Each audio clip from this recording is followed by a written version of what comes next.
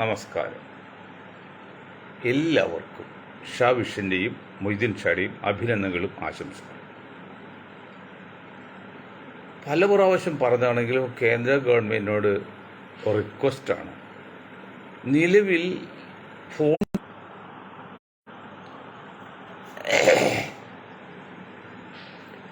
പല പ്രാവശ്യം പറഞ്ഞാണ്, നമ്മൾ ഫോൺ ചെയ്യുമ്പോഴേ അത് വലിയൊരു ശല്യമായിട്ടുണ്ട്.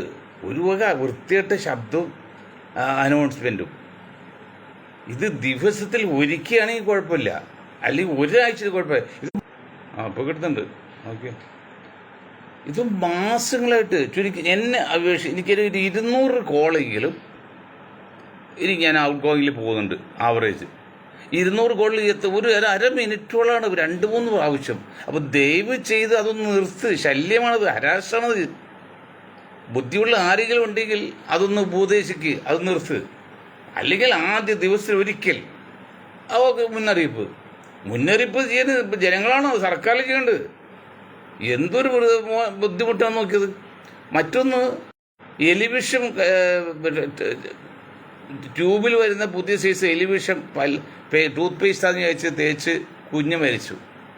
ഈ മനുഷ്യന്മാരും ഇതുണ്ടാക്കുന്ന കമ്പനിയൊക്കെ എവിടെ വിളിച്ചിരിക്കുന്നത്? എലിവിഷൻ പേസ്റ്റ് രൂപയാണെങ്കിൽ അത് 2 കാര്യം ചെയ്യാം. ഒന്ന്, കുറ്റികൾ എടുക്കാത്ത വിധത്തിൽ അത് കുട്ടികൾക്ക് ഇപ്പോൾ ഒരു ശീലിപ്പിക്കുന്നുണ്ട് രക്ഷാകർത്താക്കൾ. അത് നല്ല സ്വഭാവമാണ്. സ്വയമായിട്ട് ചെറുപ്പത്തിൽ തന്നെ സ്വയമായിട്ട് എടുത്ത് ശീലിക്കുക, നല്ല കാര്യമാണ്, തെറ്റില്ല. പക്ഷെ അങ്ങനെയൊക്കെ ഉണ്ടെന്ന് കമ്പനി മനസ്സിലാക്കിയിട്ട് അതിൻ്റെ ട്യൂബ് ഉണ്ടല്ലോ കുറച്ച് ഹാർഡായിരിക്കും. ചിലപ്പോൾ കുഞ്ഞുങ്ങൾക്ക് എളുപ്പത്തിൽ തിരിക്കാത്ത വിധത്തിലാക്കുമായിരുന്നു. അതല്ലെങ്കിൽ രക്ഷകർത്താക്കൾ സൂക്ഷിക്കുമായിരുന്നു. മണ്ടർച്ചം ചെയ്തിട്ട് പിന്നെ സങ്കടപ്പെട്ട് കാര്യമുണ്ടോ?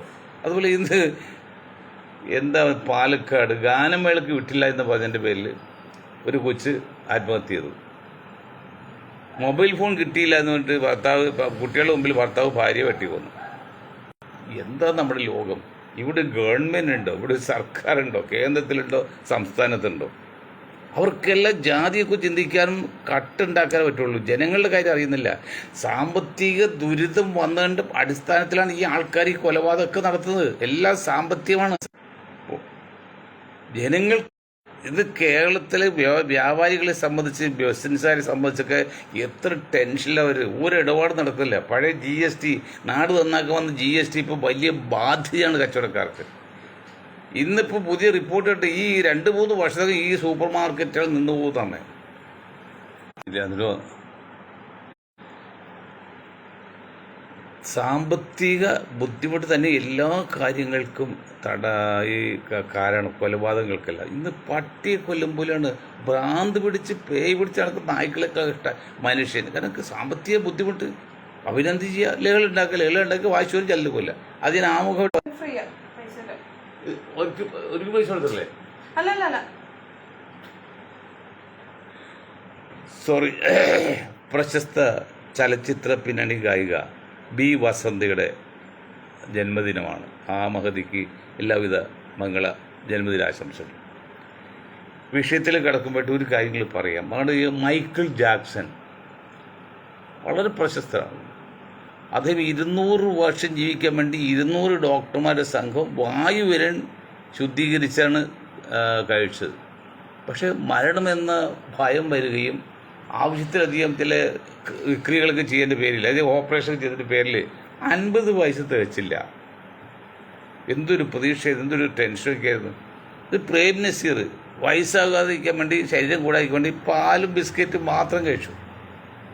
എന്നിട്ടും 60 വയസ്സിനടുത്ത് സംഗതി പോയി. ആ പോയിൻ്റെ കാരണം അസുഖം കൊണ്ട് മാത്രമല്ല. ഒരു അസുഖം ചെറിയൊരു ഇതായിട്ട് പോയതാണ്. പക്ഷെ അതിൽ 5-ാം മീനയുടെ ലായനി രൂപത്തിലാക്കിയിട്ട് ഒരു VIP കാണാൻ ചെയ്തപ്പോൾ ഷെയ്ഖാൻ്റെ കൊടുത്തത്. ആ ഷെയ്ഖാൻ്റെ കൊടുത്തിൽ നിന്ന് എന്നാണ്, അങ്ങനെയാണ്, അതിൻ്റെ പേരിലാണ് പെട്ടെന്ന് മരിച്ചത്. അല്ലെങ്കിൽ അതൊന്നും മരിക്കേണ്ട കാരണമൊന്നുമില്ല. അതൊക്കെ വലിയ അട്ടിമന്താതുണ്ട്. പക്ഷേ 10-39 വർഷമായില്ലേ, അതൊക്കെ പോട്ടെ. അതുപോലെ 75 വയസ്സ് കഴിഞ്ഞാൽ മനുഷ്യന് അസുഖങ്ങൾ വരാ എന്നുള്ള പ്രായമാകാൻ എന്നുള്ള കാലഘട്ടത്തിന് അനിവാര്യതയാണ്. പ്രകൃതി വെല്ലുവിളിക്കില്ലേ? സിനിമ നടനായാലും ഏത് മന്ത്രിയായാലും ആരായാലും നിങ്ങൾ പ്രകൃതിയെ വെല്ലുവിളിക്കില്ലേ? കാലഘട്ടത്തിന് അനിവാര്യതയാണ് പ്രായവക അസുഖം വരാന്നുള്ളത്. അതിന് ഭയപ്പെട്ടിട്ടോ അല്ലെങ്കിൽ ഒരു കാര്യമുണ്ടോ? 75 വയസ്സ് എന്നൊക്കെ പറഞ്ഞാൽ നിൽക്കത് പടുവൃദ്ധനല്ലേ. ആദ്യമായിട്ട് ഞാൻ പറയും, മോഹൻലാലും മമ്മൂട്ടിയൊക്കെ നിങ്ങൾ ദയവ് ചെയ്ത് സിനിമ ആൻഡ് സീരിയൽ വ്യൂവേഴ്സ് അസോസിയേഷൻ്റെ ഇന്ത്യയിൽ തന്നെ ആദ്യത്തെ പ്രസിഡന്റ് പറയാണ്, നിങ്ങൾ ദയവ് ചെയ്ത് ശരീരത്തിന് വിശ്രമം കൊടുക്ക്. നിങ്ങൾ വാസ്തവം നിങ്ങളുടെ ശരീരത്തെ ഹരാസ് ചെയ്യുകയാണ്, അല്ലെങ്കിൽ നിങ്ങളെന്താണ് പീഡിപ്പിക്കുകയാണ്. ശരീരത്തിൽ പറയാൻ പറ്റുമോ? നിങ്ങൾ റെസ്റ്റ് ചെയ്യപ്പോൾ അത് മമ്മൂട്ടി മാത്രമല്ല മോഹൻലാൽ പറയും, എന്ത് ആർക്ക് വേണ്ടി? ഈ സ്വന്തം ശരീരത്തിലെ ഇതുപോലെ പിന്നെ മേക്കപ്പ് ചെയ്തും ടെൻഷൻ എടുത്തും അഭിനയിച്ചുമൊക്കെ മതിയായില്ലേ? ദയവ് ചെയ്ത് നിങ്ങളെ ശരീരത്തോട് അല്പം ദയവ് കരുണ കാണിക്കുന്നത് വിനീതമായി ഞാൻ കരഞ്ഞു പറയണം, മോഹൻലാലും മമ്മൂട്ടിയോടും അതുപോലെ എല്ലാ വൃദ്ധന്മാരോടും. പ്രത്യേകിച്ച് 60 വയസ്സ് കഴിഞ്ഞാൽ ഏതൊരു വൃദ്ധനാണെങ്കിലും, സിനിമ നടനാണെങ്കിലും, ഏത് രാജാവാണെങ്കിലും മന്ത്രിയാണെങ്കിലും നിങ്ങൾ പിന്നെ അധികാരം മോഹിക്കില്ലേ? അതാണ് പ്രത്യേകത. പിന്നെ നമ്മൾ KT ജലീൽ സാഹിബിനോട് പറയുന്നല്ലോ, ജലീൽ സാഹിബ് എന്തൊരു, നിങ്ങൾക്ക് സമസ്തയോടോ ജമാഅത്ത് ഇസ്ലാമിയോടോ മുജാഹിദിനോടോ ആദിയായിട്ടൊക്കെ ദേഷ്യം ഉണ്ടാക്കി ഇഷ്ടക്കൊണ്ടായിരിക്കാം, അതൊന്നും നമ്മൾ ബാധിക്കാനില്ല. ഈ സമുദായം എന്നുള്ളൊരു ബേസ് ഉണ്ട്. അതുകൊണ്ട് ദയവ് ചെയ്ത് നിങ്ങൾ പിന്നെ ഒരു 60 വയസ്സ് കഴിഞ്ഞ നിലക്ക് നിങ്ങൾ സിനിമ ഷൂട്ടും മറ്റേ ഇത് മാറി നിങ്ങൾ സംവിധാനം നടത്തിക്കോ, നിങ്ങൾ തിരക്കഥ എഴുതിക്കോ, പടം പിടിച്ചോ, അതും കുഴപ്പമില്ല, അഭിനയം നിർത്ത്. മറ്റുള്ള അപ്പോൾ അതുകൊണ്ട് വരും തലമുറക്ക് വേണ്ടിയും സ്വന്തം ശരീരത്തിന് വേണ്ടിയും നിങ്ങൾ ദയവ് ചെയ്ത് നിങ്ങൾ മറ്റുള്ളവർക്ക് അവസരം കൊടുക്കണം. മറ്റൊന്ന്, ബ്രിട്ടനിലെ ഏറ്റവും വലിയ സമ്പന്നൻ ആൽഫ്രഡ് വില്യം, അദ്ദേഹം ഇതേവരെ പറഞ്ഞിരുന്നത്, എൻ്റെ ഭൂമിയിൽ എൻ്റെ സ്വന്തം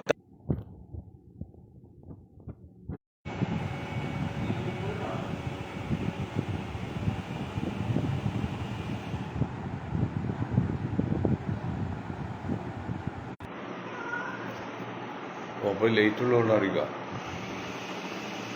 ഇങ്ങനെ ഇരുന്നാലോ ലൈറ്റ് നേരെ എടുത്തിട്ട് തന്നോ.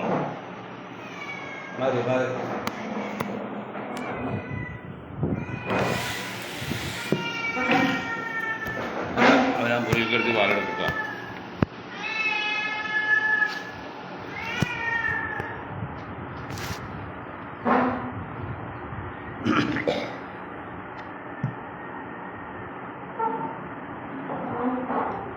ആണല്ലേ?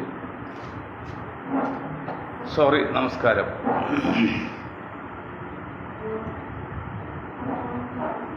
ഈ സുപ്രീം കോടതി ജഡ്ജി പെരുമ്പാവൂർ സൊസൈറ്റിയിൽ നിന്ന് കോടികൾ കട്ടെടുത്ത പ്രതികളെക്കുറിച്ച് ജാമ്യത്തിന് ചെന്നപ്പോൾ പറഞ്ഞത്, പിന്നെ പ്രതികളെ കൊണ്ട് ജയിലിലിട്ടാൽ പണം കിട്ടും, അതുകൊണ്ട് അവർക്ക് ജാമ്യം കൊടുക്കണമെന്ന് ജാമ്യം കൊടുത്തു. ഒരു പരിധിവരെ ശരിയാണ്, പ്രതികൾ കൊണ്ട് ജയിലിലിട്ടാൽ പണം കിട്ടില്ല, സർക്കാർ പണം അങ്ങോട്ട് കൊടുക്കണം. എന്നാലും അതൊക്കെ ഒരു ഉചിതമായ തീരുമാനമാണോ? ചില സന്ദർഭങ്ങളിൽ കോടതി പറയുന്നത് നോട്ട് പ്രാക്ടിക്കൽ, അതൊന്ന് ശ്രദ്ധിക്കണം, ഉചിതമായിട്ട് പറയണം. നമുക്ക് വീണ്ടും കേരള രാഷ്ട്രീയത്തിലേക്ക് വന്നാൽ, നിങ്ങൾക്കറിയാം കഴിഞ്ഞ ഡൽഹി തെരഞ്ഞെടുപ്പിൽ ചില രഹസ്യ റിപ്പോർട്ട് ശരിയാണെങ്കിൽ കോൺഗ്രസും ആം ആദ്മി പാർട്ടിയുടെയും ചില ആൾക്കാർ, കോൺഗ്രസിൻ്റെയും ആം ആദ്മി പാർട്ടിയുടെയും ചില ഗ്രൂപ്പുകൾ BJP യിൽ നിന്ന് കോടികൾ വാങ്ങി BJP കൂടെ ജയിക്കാനുള്ള സാഹചര്യം ഉണ്ടാക്കി കൊടുത്തുള്ളതാണ് റിപ്പോർട്ട്. അതിൽ എന്ത് ഭാഗത്ത് ശരിയുണ്ട് നമ്മറിയില്ല, റിപ്പോർട്ട് മാത്രമാണ്. അതുപോലെ ഇപ്പോൾ കേരളത്തിലും LDF ഗവൺമെൻറ്റിനെ അധികാരത്തിൽ കയറ്റാണ് ഇവിടെ BJP കേന്ദ്ര ഗവൺമെൻറ് ശ്രമിക്കുന്നത്. അങ്ങനെ ഒരു പറ്റം നേതാക്കളും രാജ്യം ഭരിക്കുന്ന കക്ഷികളും അറിഞ്ഞും അറിയാതെയും കൊണ്ടും കൊടുത്തും LDF ഗവൺമെൻറ്റിനെ മൂന്നാമത് കയറ്റാൻ ശ്രമിക്കുമ്പോൾ UDF നേതാക്കൾ, പ്രത്യേകിച്ച് കോൺഗ്രസ് നേതാക്കൾ, വിഡ്ഢികളായ നേതാക്കളെ, നിങ്ങളിപ്പോൾ ഒരു ഭാവനാലോകത്താണ്. കഴിഞ്ഞ പ്രാവശ്യം നിങ്ങൾ ഭാവന ഇരുന്ന് കുഞ്ഞാക്കായി ഇരുന്ന് കോൺഗ്രസ്സുകാർ ഇരുന്ന് ഒരു ടൈം കഴിച്ച് 2ാം ടൈം ഞങ്ങൾക്കാണ് കുപ്പായൊക്കെ ടൈറ്റിൽ വെച്ചു മുഖ്യമന്ത്രിയൊക്കെ ആകാൻ. ഭരണം പോയി അറിഞ്ഞില്ല. ഇപ്പം 3ാമതും ഭരണം പോകാൻ പോവാണ്. എന്നാൽ UDF ജയിക്കാനുള്ള എല്ലാ സാധ്യതയും കേരളത്തിലുണ്ട്. അത്ര കണ്ട് ഒരു മോശം ഭരണമാണ് ഇപ്പോഴത്തെ LDF ഭരണം, പിണറായി ഭരണം. അത്ര കണ്ട് ന്യൂനപക്ഷങ്ങളെ ബുദ്ധിമുട്ടിപ്പിക്കുന്നുണ്ട്. പിന്നെ മറ്റു പലതുണ്ട്. UDF നേതാക്കളെ രമേഷ് ജി നിങ്ങൾക്കൊരു മനസ്സിലാകുന്നുണ്ടോ? 3ാം പ്രാവശ്യം പിണറായി വിജയൻ മുഖ്യമന്ത്രി അത് കണ്ടുകൊണ്ട് ഈഴവ വിഭാഗം SNDP ഒക്കെ N ബ്ലോക്ക് പിണറായി വിജയന് സപ്പോർട്ട് ചെയ്യണം. N ബ്ലോക്ക് പറ്റുക 70-80 ഉള്ളൂ. കാരണം ചേർത്തലയിൽ വെള്ളാപ്പള്ളിയുടെ ഒരു വലിയ പരിപാടി നടക്കുന്നുണ്ട്, വാർഷികം. അതിൽ BJP ഒന്നും ക്ഷണിച്ചിട്ടില്ല. തൽക്കാലം BJP തന്ത്രപരമായിട്ട് വെള്ളാപ്പള്ളി BJP അകന്ന് നിൽക്കുകയാണ്. പരമാവധി വോട്ടുകൾ കിട്ടിക്കോട്ടെ. BJP അതിന് ഉള്ളുകൊണ്ട് പറഞ്ഞു. പണ്ടൊരു കേരള കോൺഗ്രസ് നേതാവുണ്ടായി, എൻ്റെ വളരെ അടുത്ത സുഹൃത്താണ്. അദ്ദേഹം കേരളത്തിൽ മന്ത്രിയായി. അത് വായ്പയും ഗവൺമെൻറ് പോയതിനു ശേഷം അദ്വാനിയുടെ അനുവാദം വാങ്ങിയാണ് കേരളത്തിൽ വന്ന് LDFിൽ ചേർന്നത്. അവിടെ രക്ഷയില്ല. അവിടെ ഞാൻ തൽക്കാലം മാറാൻ പോകണം അങ്ങ് ഒന്നും വിചാരിക്കരുത് എന്ന് പറഞ്ഞ് മൗനാനുവാദം വാങ്ങി ഇവിടെ LDFിൽ ചേർന്ന കേസുണ്ട്. അങ്ങനെ പുള്ളിക്കെതിരെ മത്സരിച്ച് ഇസ്മായിൽ തോറ്റിട്ടും പിന്നെ കേസ് നടത്താതെ LDFിൽ നിന്നത്. അപ്പം ഇതെല്ലാം ഒരു കച്ചവടമാണ്. അപ്പോൾ കേരളത്തിൽ പോലും UDF അധികാരത്തിൽ വരാതിരിക്കാൻ വേണ്ടി UDFിൽ ഒരു വിഭാഗവും സംഘപരിവാരും കേന്ദ്ര ഗവൺമെൻറ്റും BJP എല്ലാം LDFിനോട് ശ്രമിക്കുകയാണ്. അതൊരു പ്രധാന ഘടകം ഈ മരമണ്ടന്മാർക്ക് മനസ്സിലാവില്ല. പ്രധാന ഘടകം മുസ്ലിം ലീഗ് എന്ന പാർട്ടിയാണ്. അവരെ മുസ്ലിം എന്ന വാക്ക് ഉപയോഗിച്ച് ജാതി പാർട്ടി ഉണ്ടാക്കിയിട്ടാണ്. അത് ഉൾക്കൊള്ളാൻ പറ്റുന്നില്ല. അവർ ഭരണത്തിൻ്റെ ഭാഗത്ത് നിന്നോട്ട് കുഴപ്പമില്ല. അവർ നേതൃത്വത്തിലോ അല്ലെങ്കിൽ ഉപമുഖ്യമന്ത്രി ആകാൻ പോലും CH മൂവയെ പോലെയല്ല കുഞ്ഞാലിക്കുട്ടി. CH മൂവയെ മുഖ്യമന്ത്രി ആയിട്ട് വലിയ കുഴപ്പമില്ല. എന്നിട്ട് മാനിന് താഴെ ഇട്ട് മുസ്ലിം ലീഗ് പേര് മാറ്റാത്തത്രയും കാലം ഇനി മുസ്ലിം ലീഗ് എന്നൊരു സംഘടനയുടെ കെയർ ഓഫിലോ അല്ലെങ്കിൽ അതിന് ഭാഗമാക്കിയ ഒരു ഗവൺമെൻറ് ഉണ്ടാക്കി കേരളം സമ്മതിക്കില്ല. അതിന് ഞാൻ പറഞ്ഞില്ലേ, ഇവർ മനസ്സിലാക്കാതെ അമേരിക്കയിലെ ഗ്രൂപ്പുകൾ, മൊത്തം അമേരിക്കയല്ല, മൊത്തം അമേരിക്ക ലീഗ് എന്താണ് അവിടെ ചില ഗ്രൂപ്പുകൾ, ഇസ്രായേൽ മൊത്തം, സംഘപരിവാർ, LDF, കോൺഗ്രസ് വിഭാഗം, ഇവരൊക്കെ താല്പര്യം UDF അധികാരത്തിൽ വരരുത്, മുസ്ലിം ലീഗുള്ള ഭരണം വരരുതെന്നുള്ള. ഇവിടുത്തെ മുസ്ലിം ലീഗൊന്നും മനസ്സിലാകുന്നില്ല. അവരിപ്പോഴും 5 സീറ്റ് പുള്ളി വെച്ചെടുക്കാണ്. കുളം താഴ്മ്പോൾ കുറ്റി തന്നെ പറയുന്ന പോലെ ഇവിടെ താഴ്ത്താഴ്ത്ത് പോയി ഭരണം പോകാൻ പോവാണ്. അപ്പോഴും 5 സീറ്റ് പുള്ളി വെച്ചെടുക്കാണ്. അത് കൊടുക്കാൻ വേണ്ട തീരിൽ നിൽക്കുകയാണ്. കേരളത്തിൽ നയിക്കുന്നത് നായർ ലോബിപ്പെട്ട ഒരു വിഭാഗമാണ്. നായർ വിഭാഗം ലോബിയാണ്. അവർ മോശക്കാരോ വർഗീയവാദികളോ ഒന്നുമല്ല. അവരവരുടെ കാര്യങ്ങൾ കാണാനുള്ള ഒരു ബുദ്ധി ഉപയോഗിക്കത്തേ ഉള്ളൂ. തെറ്റൊന്നും പറയുന്നില്ല. അവർ സംബന്ധിച്ച് എം എന്നത് മുഹമ്മദ് വർക്കലക്കാരനാണ്, ട്രിവാൻഡ്രം ജില്ലക്കാരാണ്. അദ്ദേഹം ഹിമാലയത്തിൽ പോയി 10 വർഷം തപസ്സിരുന്നോ ധ്യാനത്തിൽ ഇതൊക്കെ ഒരു പുരോഹിതമായിട്ട് M എന്ന പേരിൽ അറിയപ്പെടാണ്. ഇപ്പോൾ സംഘപരിവാറിൻ്റെ ആളാണ്. അദ്ദേഹം പിണറായി കൂടെ രഹസ്യ ചർച്ച നടത്തിയത് 4-5-6 വർഷം മുൻപ്. അതിന് പകരമൊക്കെയാണ് 2 ഏക്കർ മറ്റോ കണ്ണായ സ്ഥലത്ത് ട്രിവാൻഡ്രത്ത് അവർക്ക് കൊടുത്തത്. 2-3 ഏക്കർ മറ്റോ. അത് ധാരണയെത്തി. മുസ്ലിം ലീഗുള്ള ഒരു ഭരണം UDF LDF സമ്മതിക്കില്ല. അതിനുള്ള എല്ലാ കരുക്കളും നീക്കുകയാണ്. എല്ലാവരും തന്നെ ശ്രമിക്കുകയാണ്. ഇവിടെ കോൺഗ്രസിൽപ്പെട്ട ഒരു വിഭാഗം പോലും ശ്രമിക്കുകയാണ്. ഇപ്പോൾ ശശി തരൂരിനെ LDF പൊക്കി പിടിക്കുന്നുണ്ട്. മറ്റുണ്ട് ശശി തരൂർ കോൺഗ്രസ് പറ്റി തെറ്റല്ലേ? ശശി തരൂരിനെ പോലെ ഒരു ബുദ്ധിജീവിയെ കോൺഗ്രസിൽ വെച്ച് 4 പ്രാവശ്യം പാർലമെൻറ്റിലേക്ക് ജയിപ്പിച്ച് വിട്ട് അദ്ദേഹം പേരും പെരുമയായി എന്നല്ലാതെ ഈ പാർട്ടി എന്ത് നേട്ടം ഉണ്ടാക്കിയിടോ? ഒരു ബൂത്ത് ഉണ്ടാക്കാൻ പറ്റുമോ? ഒരു ബൂത്ത് കമ്മിറ്റി ഉണ്ടാക്കാൻ പറ്റുമോ ട്രിവാൻഡ്രം മണ്ഡലത്തിൽ? BJP വരാതിരിക്കാൻ വേണ്ടി ന്യൂനപക്ഷങ്ങൾ, പ്രത്യേകിച്ച് മുസ്ലിങ്ങൾ N ബ്ലോക്ക് വോട്ട് ചെയ്തിട്ടാണ് ഇദ്ദേഹം ജയിച്ചിരിക്കുന്നത്. അല്ല, ഇദ്ദേഹത്തെ കഴിവ് മഹത്വമൊന്നുമില്ല. ഇതിന് വാക്ക് ഓരോ രീതി പറഞ്ഞ് തത്വം പറഞ്ഞ് ശരിയായിരിക്കാനില്ലെന്നല്ല. ഇപ്പോൾ അദ്ദേഹം ഏതാണ്ട് ഞങ്ങളുടെ കണക്കുകളിൽ ശരിയാണെങ്കിൽ ഇവിടെ സംഘപരിവാറിൻ്റെയൊക്കെ രഹസ്യ സപ്പോർട്ടോടി LDFിന് സപ്പോർട്ട് ചെയ്യും. ശശി തരൂരിനെ LDFിൻ്റെ മുഖ്യമന്ത്രി സ്ഥാനാർത്ഥിയായിട്ട് കാണുന്നത്. LDFിൻ്റെ മുഖ്യമന്ത്രി സ്ഥാനാർത്ഥിയായിട്ട് പിന്നെ പൊന്നുരുത്തിയില്ലാത്ത ചങ്ങനാശ്ശേരി നായരൊക്കെ അംഗീകരിച്ചുകൊണ്ട് കേരളത്തിൽ മുഖ്യമന്ത്രിയാകാൻ പോകണം. അപ്പോൾ ഒരു വെടിക്ക് 10-100 പക്ഷികളാണ്. ഇത് കോൺഗ്രസ് വലിയ മനസ്സിലാകണ്ടോ? അതിന് പുറത്തു പോകാണ്ട് അവസരം ഉണ്ടാക്കണം. അങ്ങനെ മോഡിയെ പുകഴ്ത്തി പറഞ്ഞ്, പിണറായി പുകഴ്ത്തി പറഞ്ഞ്, അവസരം കോൺഗ്രസ് ഇകഴ്ത്തി പറഞ്ഞ് അങ്ങനെ എന്താണ് വീരപരാക്രമിയായിട്ട് അല്ലെങ്കിൽ രക്തസാക്ഷിയായിട്ട് പുറത്തു പോകണം. എന്നിട്ട് എന്താ ചെയ്യാൻ പോകുന്നത്? പിണറായി സഹോദരൻ ഇനി വരില്ല, മൂന്നാമത് വരുന്നില്ല, മരുവന് നാക്കാൻ പറ്റില്ല. അപ്പോൾ ശശി തരൂർ എന്ന സവർണ നായർ സംഘപരിവാറിൻ്റെയും BJPയുടെയും LDFിൻ്റെയൊക്കെ സപ്പോർട്ട് കൂടി മുഖ്യമന്ത്രിയാക്കാനുള്ള ഒരു കളി നടക്കുന്നുണ്ടെന്ന് ആരെങ്കിലും വിചാരിച്ചാൽ അത് മുഴുവൻ കുറ്റം പറയാൻ പറ്റില്ല. ഇവിടെ കോൺഗ്രസ് ഇന്ത്യയിൽ ഭരണം പിടിച്ചെടുക്കാൻ വേണ്ടി ഈ ഇന്ത്യൻ നാഷണൽ കോൺഗ്രസ്, രാഹുൽ ഗാന്ധി കോൺഗ്രസോ എന്ത് ചെയ്യുന്നുണ്ട്? എന്താ അവരുടെ പ്ലാൻ? സംഘപരിവാർ താഴെ ഇറക്കാൻ ഒരു പ്ലാനും കോൺഗ്രസ് ഇല്ല, അറിയില്ല. അന്ന് രാഹുൽ പോരാ. ഇന്ന് കോൺഗ്രസ്സിൽ അങ്ങനെ ചിന്തിക്കാവുന്ന നേതാക്കൾ ഇല്ല. ആകെ ഒരാൾ ഞാൻ പറഞ്ഞത് പിന്നെ കർണാടകക്കാരൻ ശിവകുമാർ ഇതിലൊക്കെ കഴിവുണ്ട്. പക്ഷെ ശിവകുമാർ തൊടിയിക്കില്ല. അതായത് ഒരാളെങ്കിൽ നമ്മൾ പാർട്ടിയിൽ വന്ന് അവനെ പുറത്തു പോയി നിർത്താനുള്ള കഴിവും തന്ത്രവും യുക്തിയും വേണം ഒരു നേതാവിന്. അങ്ങനെ നയിക്കുന്നവരാണ് നേതാവ്. അങ്ങനെ ഒരു നേതാവ് ഇന്ന് ഇന്ത്യൻ നാഷണൽ കോൺഗ്രസ് ഇല്ല. ഖാർഗെ പറ്റില്ല, രാഹുലും പറ്റില്ല, പ്രിയങ്കയും പറ്റില്ല. രാഹുലും പ്രിയങ്കയൊക്കെ പറ്റുമെങ്കിൽ അവർ വയനാട്ടിലൊന്നും മത്സരിക്കുമോ? അതുകൊണ്ട് തീർന്നില്ലേ? അദ്ദേഹം ക്ലോസ് ആയില്ലേ? ഇനി എന്ത് പറയാനാ കോൺഗ്രസോട്? 543 സീറ്റുള്ള ഇന്ത്യൻ പാർലമെന്റിലേക്ക് കോൺഗ്രസ് പ്രധാനമന്ത്രി ആഗ്രഹിക്കുന്ന ആൾ, AICCയുടെ പ്രസിഡന്റ് ആയിരുന്ന ആൾ, പ്രതിപക്ഷ നേതാക്കാണ്.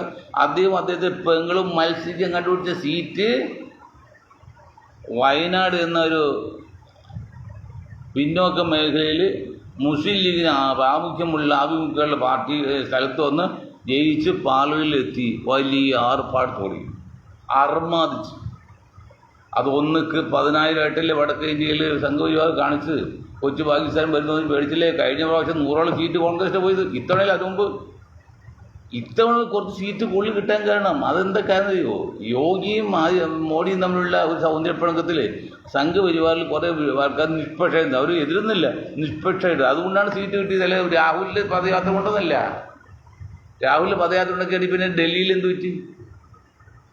എന്തെങ്കിലും താല്പര്യം രാഹുലിനുണ്ടായിരുന്നെങ്കിൽ രാഹുലിനും ആം ആദ്മി പാർട്ടിയുടെ ധാരണ എത്തി മുന്നോട്ട് പോകാൻ പറ്റില്ലേ?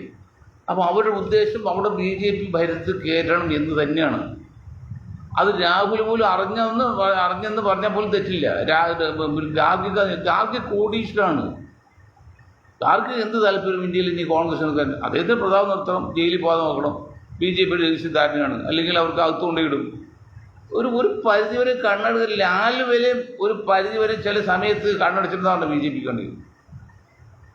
നിങ്ങൾ വല്ലതും മനസ്സിലാക്കണ്ടോ? ലാൽ വലിയ BJP വിരുദ്ധനാണ്. കഴിഞ്ഞ മുമ്പത്തെ ഒരു ഇലക്ഷനിൽ BJPക്ക് പുള്ളി ചെറിയ കണ്ണടിച്ചിട്ടുണ്ട് ബീഹാറിൽ. ഇതൊക്കെ മനസ്സിലാക്കുന്നവരുണ്ട്, ജീവിച്ചിട്ടും മനസ്സിലാക്കണം. അങ്ങനെ അതിസങ്കീർണമായ രാഷ്ട്രീയ സാഹചര്യത്തിൽ കോൺഗ്രസ് നേതാക്കൾ എന്താണ് ചെയ്യുന്നത്? BJP താഴെ വെക്കാൻ ഒന്നും ചെയ്യുന്നില്ല. എന്തെങ്കിലും ചെയ്യുമായിരുന്നെങ്കിൽ, ചെയ്യുന്നുണ്ടായെങ്കിൽ 20% വരുന്ന മുസ്ലിം സമുദായത്തെ മാന്യമായിട്ട് അംഗീകരിക്കില്ലേ? അത് കോൺഗ്രസ് ചെയ്യുന്നുണ്ടോ? ഇപ്പോൾ മഹാരാഷ്ട്രയിൽ നാഗ്പൂരിൽ കത്തിക്കൊണ്ടിരിക്കല്ലേ കോൺഗ്രസ്. എന്തുകൂടെ എന്ത് ചെയ്യാൻ പറ്റി കോൺഗ്രസ്? ഒന്ന് മുസ്ലിം എന്ന ഒരു ഉച്ചരിക്കില്ല. അവർക്ക് ധൈര്യമില്ല, തഞ്ചോടില്ല, ഉച്ചരിക്കില്ല. അതൊക്കെ ഞാൻ പറഞ്ഞത് കത്തോലിക്ക കോൺഗ്രസ് ആയിരുന്നു. കത്തോലിക്ക കോൺഗ്രസ് കൊണ്ടൊന്നും ഇന്ത്യ ഭരിക്കാൻ പറ്റില്ല. അപ്പോൾ ഇപ്പോഴത്തെ കണ്ടീഷനിൽ കേരളത്തിൽ UDFനെ സംബന്ധിച്ച് നിരുത്സാഹപ്പെടുത്തല്ല, മാന്യമായിട്ട് ഒത്തൊരുമിച്ച് മുന്നോട്ട് പോയിരുന്നുവെങ്കിൽ ഈസി വാക്കറായിരുന്നു ഇത്തവണ. അത്ര കണ്ട് LDF ഗവൺമെൻറ് നേരെ പിണറായി ഗവൺമെൻറ് വളരെ ബാക്ക്വേർഡാണ്. പക്ഷേ കോൺഗ്രസ് സമ്മതിക്കില്ല എന്ന് പറയാൻ കാരണം അവർ അത് കണക്കൂടി തെറ്റാൻ കാരണം VM സുധീരനെ കൊണ്ടുവന്ന് മുല്ലപ്പള്ളി രാമചന്ദ്രനെ കൊടുത്തിട്ട് കോൺഗ്രസ് ഭരണം പിടിക്കാമെന്ന് വിചാരിച്ചില്ലേ? കോൺഗ്രസ് അത് എങ്ങനെയോടെ കിട്ടുന്നത്? ആളുകൾ ജനസംഖ്യയിൽ 2% മുല്ലപ്പള്ളിക്ക് കിട്ടുന്നത്. മുല്ലപ്പള്ളിയുടെ പാർട്ടിയെ ഈഴവന് കിട്ടുന്നത് UDF-ന്, VM സുധീരൻ്റെയും. ഇപ്പം അതും കുറഞ്ഞ് ഇപ്പം ഏതായാലും മൂന്നാമത് പിണറായി വിജയൻ കൂടി വരട്ടെ എന്ന് കണക്ക് കൂട്ടിയിട്ട് എല്ലാം മറന്നാണ്. ഇപ്പം ചേർത്തല യോഗത്തിൽ BJP പോലും ക്ഷണിച്ചിട്ടില്ല വെള്ളാപ്പള്ളി നടേശൻ. ഒരുപക്ഷെ ഇന്നലെ നാളെ BDJS പോലും LDF-ൽ വന്നാൽ അതിശയപ്പെടാനില്ല, അത്ഭുതപ്പെടാനില്ല. അങ്ങനെ ഒരു വോട്ടുകളും പാഴാക്കാതിരിക്കാൻ വേണ്ടി ശ്രമിച്ച് സംഘപരിവാറും BJP-യും വെള്ളാപ്പള്ളിയും NSS എല്ലാ സംഘടനകളും LDF-നെ തന്നെ ഒരിക്കൽ കൂടി അധികാരത്തിൽ കയറ്റാനുള്ള ശ്രമമാണ്. അതിന് കാരണമുണ്ട്. അങ്ങനെ കയറി കഴിഞ്ഞാൽ പിന്നെ UDF എന്നാൽ പോകും. അത് കാണാനുള്ള ഒരു ശക്തിയോ അല്ലെങ്കിൽ ഒരു ബുദ്ധിയോ UDF നേതാക്കൾക്കില്ല. അവർക്ക് വടം വലിച്ച് മുഖ്യമന്ത്രിയാകണമെന്നുള്ള. അല്ലെങ്കിൽ 40% മുസ്ലിങ്ങളുള്ളവരെ N ബ്ലോക്ക് എന്ന് 90% വോട്ട്. ഇപ്പോൾ വെള്ളാപ്പള്ളിയുടെ പാർട്ടി ഈഴവൻ്റെ 90% വോട്ട് LDF-ന് മുമ്പിൽ ഇവിടെ 40% അതിന് 90% വോട്ട് UDF-ന് വന്നു കഴിഞ്ഞു. 92% വന്നു കഴിഞ്ഞു. എന്നിട്ട് പോലും ഇത്തവണ UDF അധികാരത്തിൽ കയ്യിൽ പിന്നെ ഇനി ഏത് കാലത്ത് എങ്ങനെ വരും? വരില്ല. അതിനർത്ഥം UDF വന്നേ തീരൂ എന്ന് ഇവിടുത്തെ കോൺഗ്രസ്സിലെ പല നേതാക്കൾക്കും ഇല്ല.